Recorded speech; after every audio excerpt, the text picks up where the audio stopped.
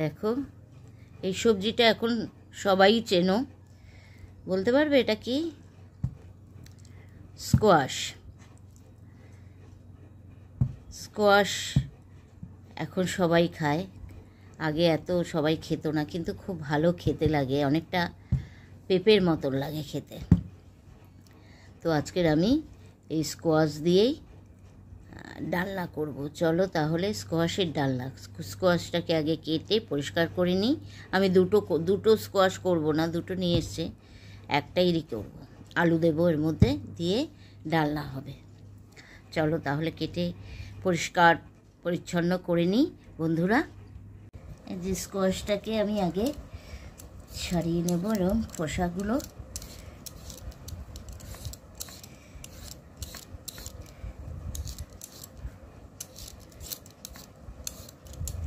ভালো করে খোসা ছাড়িয়ে নেব। স্কোয়াশ একদম পেঁপের মতন খেতে হয়, খুব ভালো লাগে খেতে। আর এই সবজিটা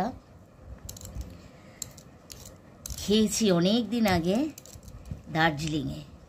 স্কোয়াশ আগে কলকাতাতে পাওয়া যেত না, এখন পাওয়া যায়, আমাদের সব জায়গায় এখন পাওয়া যায় স্কোয়াশ। কিন্তু এটা পাহাড়ি সবজি, পাহাড়ি এলাকাতেই এই সবজিটা পাওয়া যায়। আমি দার্জিলিংয়ে গিয়ে এই সবজিটা খেয়েছিলাম, আমার খুব ভালো লেগেছিল খেতে। তবে আজকের আমি স্কোয়াশটা রান্না করব একদম নিরামিষভাবে।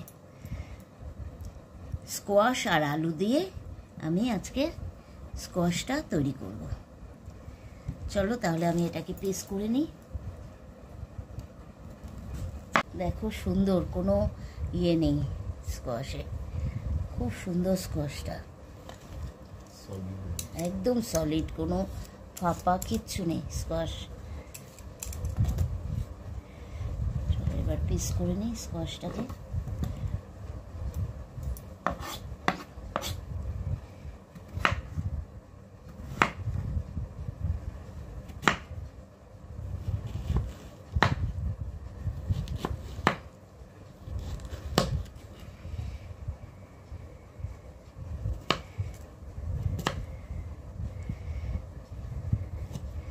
স্কোয়াশটা খেতে একদম পেঁপে মতনই হবে।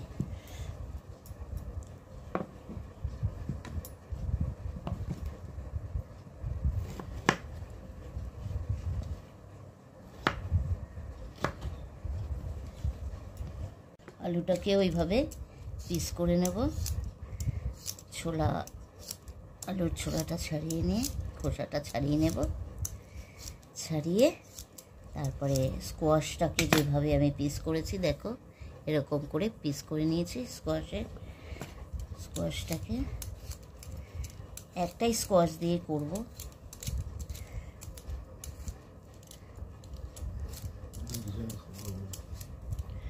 হ্যাঁ দেখো 1 চামচ জিরে নিয়েছি, 1/2 চামচ ধনে নেব, একটা মশলা তৈরি করতে হবে, ধনে নেব আর মৌরি নেব 1/2 চামচ, আর নেব শুকনো লঙ্কা।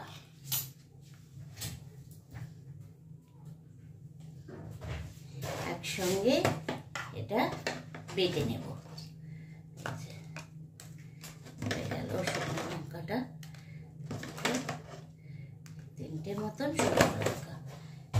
এটাকে আমি শিলনোড়ায় বেটে নেব, এই 3টে মশলা একসঙ্গে করে বেটে নেব।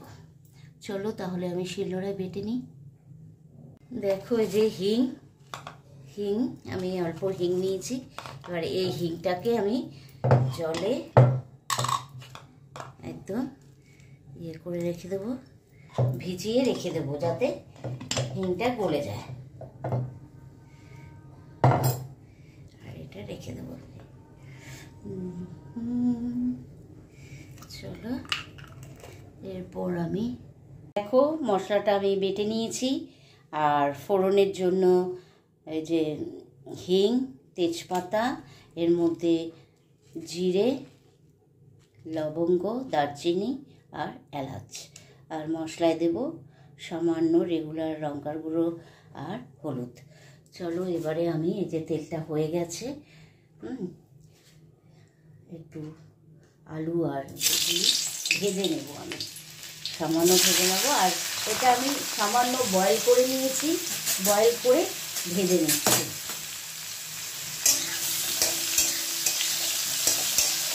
বয়েল করলাম এই কারণে যে আলুটা আর স্কোয়াশটা একটু বয়েল করে নিলে সুন্দর সুসিদ্ধ হবে।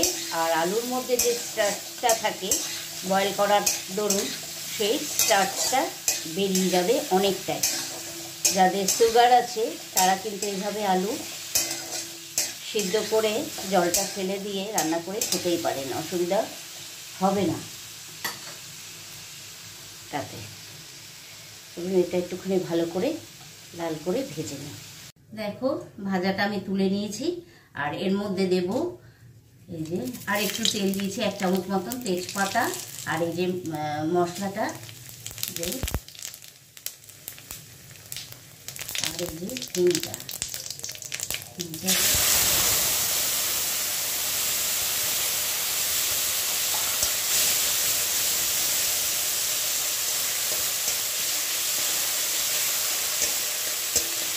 সুন্দর একটা গন্ধ,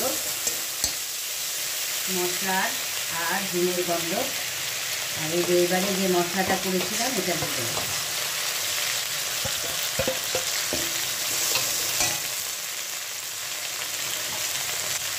একটু জল দিয়ে দেবো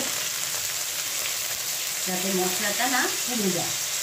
হিমটাও পুড়ে গেলে বাজে লাগবে, এর জন্য জলটা দিলাম।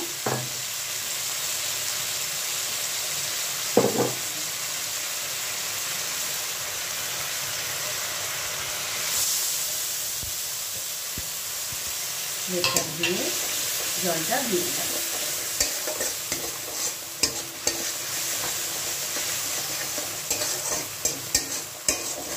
তোমরা চাইলে এর মধ্যে টমেটো অ্যাড করতেই পারো,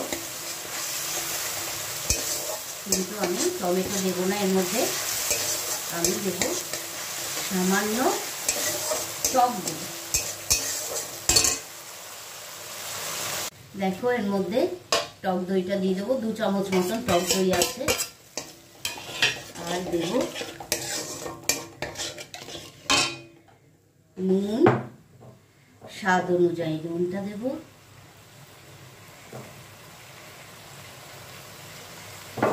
দেখো এবারে এই সবজিটা এর মধ্যে অ্যাড করে দেবো, স্কোয়াশ আর আলুটা দিয়ে কষাবো। এই স্কোয়াশের তরকারি কিন্তু মানে ডালনা নিরামিষ করলাম আজকে একদম। তোমরা আর বাটার সময় সামান্য এতটুকু আদা আমি দিয়েছি, সেটা দেখাইনি। এখন সবাই স্কোয়াশ খেতে শিখে গেছে, খুবই সুন্দর লাগে খেতে স্কোয়াশ। অবশ্যই যারা এখনো খাওনি তারা এইভাবে রান্না করে খেতেই পারো, খুব ভালো লাগবে। রুটি, পরোটা, ভাত দিয়ে স্কোয়াশের রান্না। আবার আমিষও করতে পারো, পেঁয়াজ দিয়ে, পেঁয়াজ আদা রসুন দিয়েও করতে পারো। স্কোয়াশ আমি ভালো করে সুন্দর করে মশলার সাথে কষিয়ে নিয়েছি। এরপর আমি এর মধ্যে আন্দাজ অনুযায়ী জলটা দিতে হবে, কতটা গ্রেভি রাখলে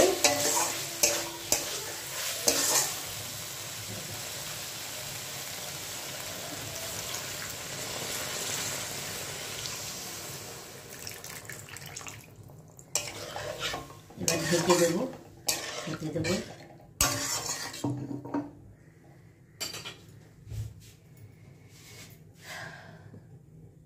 দেখো একদম হয়ে গেছে, এবারে নামিয়ে নেব। আর আলু বলো স্কোয়াশ বলো সব সিদ্ধ হয়ে গেছে, সুন্দর সুসিদ্ধ হয়ে গেছে। চলো তাহলে এবার আমি সার্ভ করে নিই প্লেটে।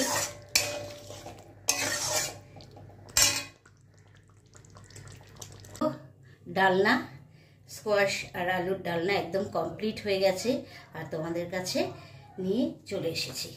আশা করি তোমাদের ভালোই লাগবে এই স্কোয়াশের রেসিপিটা। ভালো লাগলে লাইক কমেন্ট শেয়ার দিতে ভুলবে না। আর আরেকটা কথা বলছি, এর মধ্যে আমি একটু শাহি গরম মশলার গুঁড়ো অ্যাড করে দিয়েছি। একটু ঘি দিলেও কিন্তু দারুণ লাগবে খেতে। চলো তাহলে ভাবিনের রান্নাঘর চ্যানেলটিকে অবশ্যই সাবস্ক্রাইব করে পাশে থাকা বেল আইকনটি প্রেস করে দেবে। সময় মতন সব নোটিফিকেশন তোমাদের কাছে আগে পৌঁছে যাবে। চলো তাহলে আজকের মতন এখানেই শেষ করছি। ভালো থাকবে, সুস্থ থাকবে। নেক্সট কোনো ব্লগ নিয়ে তোমাদের কাছে শিগগিরই চলে আসবো। টাটা।